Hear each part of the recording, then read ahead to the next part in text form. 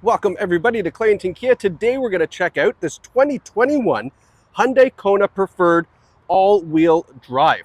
This has no accident history in just under 82,000 kilometers, which is fantastic kilometers for the year. It's in great shape and it's got lots of great features. Now, if you're shopping from home, we're going to take you on a tour of the exterior and interior condition, and we're going to highlight the features that you're going to get with this Kona right here at Clarington Kia. Now, underneath the hood, the Kona features a 2-liter 4-cylinder engine connected to a 6-speed automatic transmission, and it is all-wheel drive on this preferred model.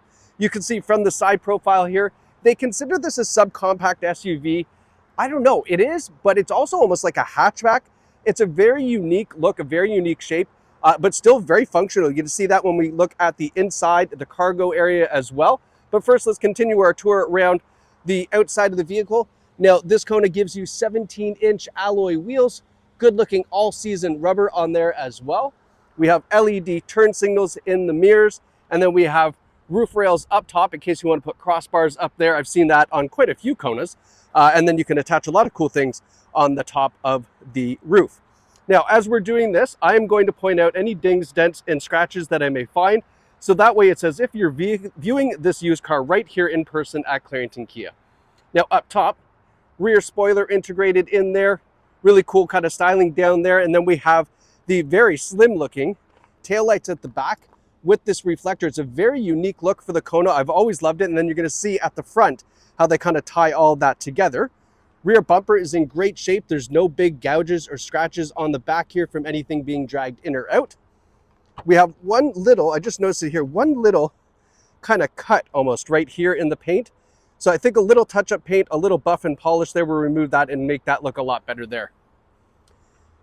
In the back, we have our full-size suitcase that fits in here without a problem. Lots of room to spare on both sides, which is why I say it's kind of a unique look for the vehicle, but still lots of cargo space.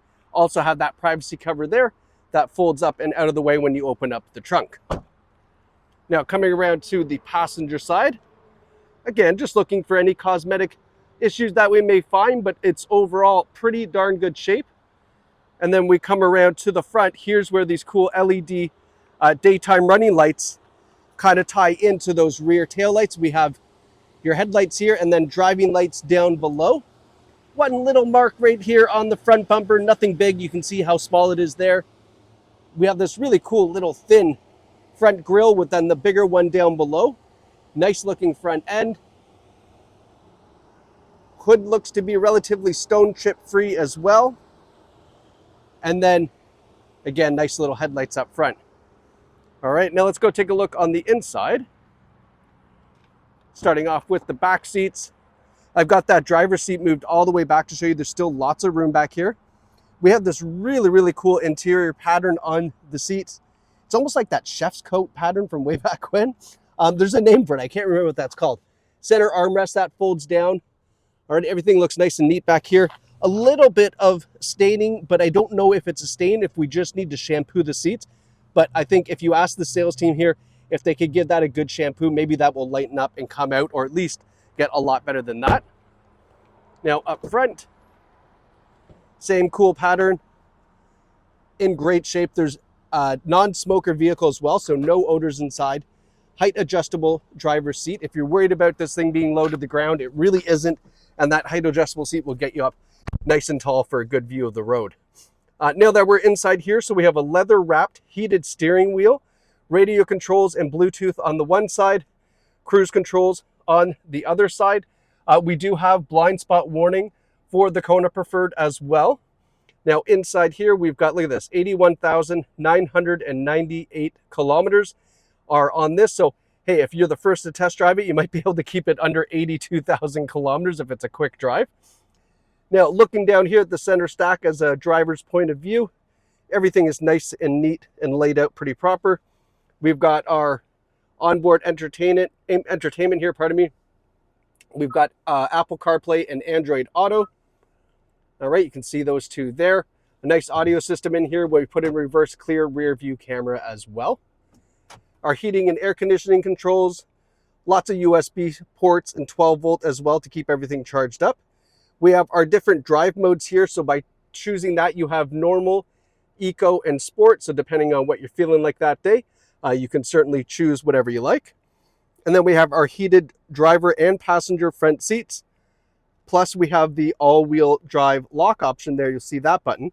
So if you wanted to lock it into all-wheel drive, you could. You don't really have to. It's a very responsive system, but by means you can if you like.